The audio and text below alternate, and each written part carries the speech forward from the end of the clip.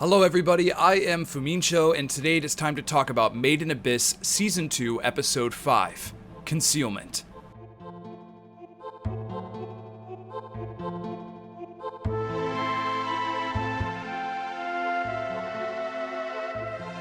So yeah, this episode was honestly quite the ride. I really enjoy the aspect of our characters being separated right now. You know, going on these independent adventures, learning things independently. I feel like we haven't really gotten that in this series, primarily between Reg and Rico. I think that there is something of value there, them just kind of having to use their own wits, having to find things out themselves, and eventually find each other as well. I do really enjoy that. That's something that this series hasn't quite done yet, and I think it's doing it very, very well here. The knowledge that these characters are gaining, Reg, Rico, and Nanachi, is like series-altering knowledge. You know, Reg is an interference unit. He was sent to a specific layer to survey, or, you know, when you say interference, I'm assuming he was built for combat. He was built to interfere. But, I mean, we're still talking about, like, who created Reg? Who created this other weird Big Daddy dude? What's going on there? Like, my theory is that Liza, that was sort of always my theory, is that Liza built Reg, but I never really thought that there were like a ton of other mechanical dolls. Like, I never really put that in my head. Like, if someone could build one, why would they just build one? Of course there's going to be more in varying shapes and sizes.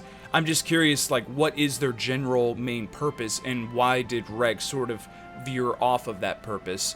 And how does Faputa fit in all of that? Like, Reg was at one point a companion to Faputa. I'm curious, like, how long has Reg been alive, I guess, is sort of my main question. Like, was he there during the Golden City stuff, when the Golden City was first discovered by the first cave raiders? Was he involved in that? Or is this just Liza? Maybe he was going... I have no clue. I have no clue what's going on there, but I'm enjoying the mystery.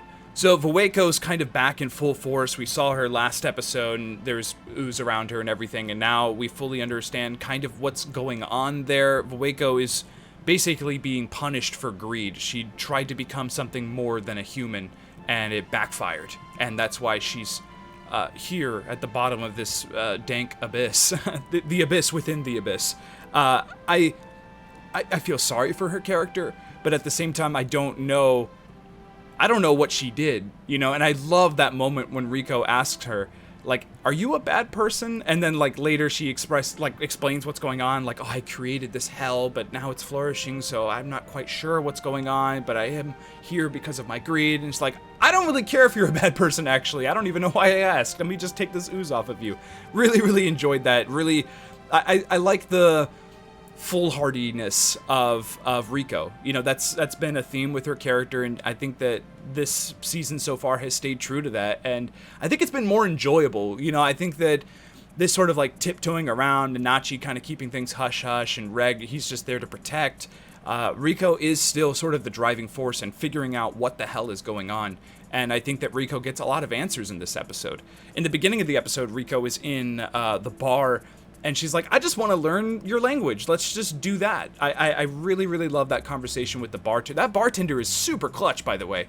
Like, he's just, yeah, sure, I'll impart this knowledge onto you, I suppose. And I'm assuming that they were there for a little while, because she does kind of have an understanding. She wrote like a little translation of a lot of words. So that was like just something that they decided to help her with, which is really, really great. There's this scene where the bartender is like wiping the bar, cleaning the bar, but he's like cleaning it with another creature, like a weird like snuffle rag or something. I don't know what you would even call this creature, and I got a real big kick out of that, to be honest. Like, very Star Warsy. This whole arc, I've realized, is very like Star Wars-esque. Kind of reminds me of like the prequel trilogy a little bit, just how bizarre the ecosystem is and how bizarre these characters are. I think it's capitalizing on the alien aspect of it all, you know, and it continues to do that every single episode, where you're just like, oh, that's how they clean counters here. This is how they use the restroom. This is what you do when you're sick, or, you know, I really, really like, this is food, you know. I enjoy that aspect of the entire series, but primarily with this arc, because it is like an entire different world. It's completely alien, you know, and I think that having little things here and there, like wiping the bar counter with another creature, is just extremely entertaining to me. So, Nanachi and what's going on with Baloff and Mitty, we sort of got our answer on what exactly is going on here. I still don't know why Baloff is in this form. I still don't know what's going on there. I'm assuming it has something to do with why Voeko is at the bottom of a tar pit. I think that might have something to do with that. Maybe she said that she was trying to become something more than a human, and maybe Baloff succeeded in that. I mean, clearly he's not human. Clearly he is a giant mechanical snake. But he used to have limbs, and he sacrificed those limbs, sacrificed parts of his mind and parts of his innards to obtain Mitty, to obtain that. And I still don't know how that worked, how he, like, obtained a copy of that specific form of Mitty. Like, I don't really know what's going on there. But he's just been feeding off of Mitty this entire time. Mitty is, as we know, invincible. So he's just been, like, slurping Mitty down, like a Mitty Slurpee. Quite disgusting, and I don't like Baloff. I'm gonna be honest. I don't like this guy. He's kind of rude and kind of disgusting. But I'm still a little confused, guys. And I know there's, like, the dialogue gets a little heavy. We are definitely reaching for some high concept stuff here. I feel like this has been the most complex the series has been. I don't know if I'm, like, missing the big picture, or should I still just, like, do I need to go back on previous episodes, or is this okay? Is this, like, a not knowing thing still supposed to be a thing, or am I just, like, a fool and I don't understand? I'm curious. I think it's a little bit of both.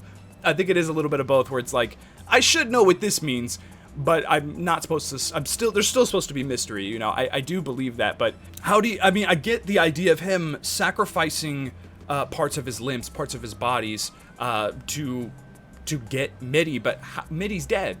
I still don't get how Mitty was transported here. I mean, maybe at that time, that's what he desired, and for some reason this room, they mentioned this multiple times, how, like, this is the place of longing, and things that you long for appear here. And it is kind of interesting that Riko runs in and finds Nanachi. That's what she was looking for. And maybe in some ways, you know, Mitty is what Nanachi was looking for. That is what Nanachi wanted to see, but they were always there, if that makes sense. There is, like, sort of a fate aspect to it, and I kind of dig that. Again, high concept stuff, but really, really cool stuff. Maybe that goes into Faputa knowing who Reg is, and knowing who Riko is, and knowing about those things. Maybe they understand, sort of, they're connected to the Abyss. Again, no clue here. I don't fully understand. I don't know how Mitty got transported into this room of longing. I don't know how that happened. Is that something that's going to be explained, or is that just something that, like, they're here now. Mitty's here. Like, let's just run with it. That happened. I like the idea of Bondrew just kind of, like, touring the layers. Like, yeah, check this shit out. Look at this thing I made. Just, like, kind of showing off, I guess. I don't really know what Bondrew's purpose was in the sixth. I guess he was just exploring. You know, Bondrew has been in the sixth layer. Of course he has. He's seen this golden city. He's probably made trades. That's probably how he's obtained certain aspects of his body, and how he's able to, like, transfer his consciousness and things of that sort. I mean, I do think that was primarily his experimentation, but there could be aspects to himself that was obtained here in this way, and I think that that's kind of interesting, and it kind of changes my perspective on a lot of the gross, you know, the monsters, all the hollows. I think they all came here for a purpose, you know, and I don't think all of these hollows were there originally on the original voyage with the cave raid, the first cave raid. I don't think all of these people were there. I do think that there have been new people that have come here trying to do something, trying to obtain something, and had to sacrifice their body in a way. Now, again, I go back to the first episode. There was a narration that we are not going to leave this place the same as we were before. And Baloff basically asked, in order for you to get back Nanachi, I'm going to need pieces of you. Your eyes, perhaps, your limbs, or your innards, your guts. And is Riko really willing to make that sacrifice? Is Riko really about to sacrifice her eyes? Like, that's really scary. I have no clue what's about to happen here. And I'm really, really worried for Riko. I don't want Riko to have no eyes. That's terrifying. That's really scary. But that kind of question, I mean, Riko is indebted to Nanachi. You know, Riko, we're friends for life, you know? Like, that's family, dude. This is Team Riko. So I don't know if I think she is going to make that call. Or something is going to happen where maybe Vueko pops in and it's like, wait. Or maybe Reg shows up. Wait, you know, maybe there's something that interrupts this transaction, perhaps? I certainly hope so. I'm curious why Vueko, I mean, did Riko freeing Vueko, was that like a very bad thing that Riko did? Like, did Riko just commit like a huge, like, broke someone out of prison, basically? And is that going to be looked at, like, is Machikage okay with this? Is Bailoff okay with the idea of like, oh, she's just free? You know, that person that you've been imprisoning for centuries, I'm assuming? They're back. They're wandering around the square now. I'm curious, like, if that's going to have a consequence, you know, us just freeing her. And what was the point of freeing her? You know, just to get the knowledge of where our characters are? Or is there something else there? I don't know what Vueko's purpose is right now. I don't know what is her driving force. And I'm excited to find out. Honestly, I feel like we're starting to... we're getting hints at where this is kind of going right now. I'm just curious, like, what is going on with Reg as well? You know, that conversation between the other doll I thought was fascinating. Also, again, the giraffe creature snake thing coming back. Awesome. I'm glad that thing did come back because its design was fantastic. And it is formidable and gross and scary. And this other guy, he saves Reg. This other doll saves Reg, the big hulking daddy dude. I can't remember his name off the top of my head. I apologize, but he saved her. He saved him, and kind of just... I feel like he wants answers too. He's like, you really need to remember this stuff because I also want to know. That's the vibe I get from him. It's like, you need to figure this stuff out so you can impart knowledge on me. Like, Reg is asking him questions, and I don't think he has the answers. I don't think he fully understands. He has a bit more knowledge on who they are and what their purpose is, but as far as their creation, I don't think he knows either. I don't know if Faputa even knows. So it's getting really interesting. And he mentions, the big daddy dude, that I can't save you from Faputa. Like, I can't stop her. Like, I serve her, essentially. I'm assuming he's sort of like a knight to her, you know, as she is called the Princess of the Hollows. I'm really curious, like, what is Faputa's relationship with the rest of the Hollows? You know, they call her like the leader or whatever, the princess and everything. I'm assuming she has a good standing with her people, but I don't know what kind of relationship that is. Is she evil? Is she there for bad things? I have no clue. And I'm excited to find, again, all these things, it's like, I have no clue what's going on, but I'm excited to find out. I feel like that's like been this entire reviewing process, is like, this thing, I have no clue about. I apologize for that. Again, this is a very slow burning series that sort of reveals its secrets, you know, with each episode, kind of piecemeal reveals and things of that sort.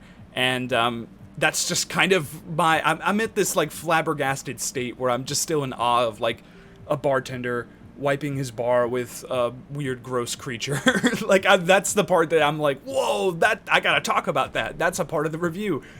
This is a hard series to review. It's hard to like break down thoughts because there's so much stuff up in the air. You know, it's hard to come together with collected words and be able to say something smart and articulate about this series because I don't know. You know, I really don't know. But I am enjoying these conversations. I am enjoying this talk. I'm enjoying your comments, and I, of course, enjoy your viewership and much appreciate it. Comment down below.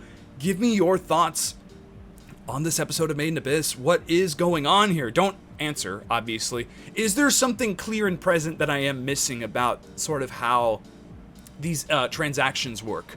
How he was able to get Mitty here? Is it what I think it's what I was saying, where like this again is this place of longing and things that you want appear here for a price. I'm assuming that that's what it is. Nanachi made that transaction and sacrificed herself basically, and now Riko is having to do the same thing. So I'm curious if it's just that, or is there more to it that I'm missing? I'm not quite sure, but comment below, give me your thoughts. Manga readers, of course, give me your thoughts on how this is being adapted. I think I read recently from my good friend Pickell on Twitter. Follow Mickell, by the way. This guy, this guy. I'll just say that. Mickell Pickell is a great friend of mine, and he mentioned in one of his tweets that he was saying, like, this episode is adapting, like, parts of, like, 3 or 4 other chapters, and then the full other like, there's, like, 4 or 5 chapters going on right now. Like, the reg stuff is supposed to happen later, or vice versa. Like, all these things are happening in different orders, but in a really interesting way that's, like, keeping manga readers on their toes, and that's great. I've heard nothing but praise about the adaptation, but I'm still curious what you guys thought about this episode specifically. So again, comment below, give me your thoughts, and again, follow Mickell Pickell. He does incredible work on his channel. I'll put the link in the description below, because that's a cool dude. Anyway, thank you guys so very, very much for watching. Make sure to hit like if you enjoyed anything that I had to talk about today, and make sure to subscribe if you want more Made in Abyss content. And if you're really interested, I do stream on Twitch quite regularly, so if you want to check out a stream or two, we're playing through FF6, we're playing through... Goodness, I don't... we play every game. Anyway, thank you for watching. Until next time, party on.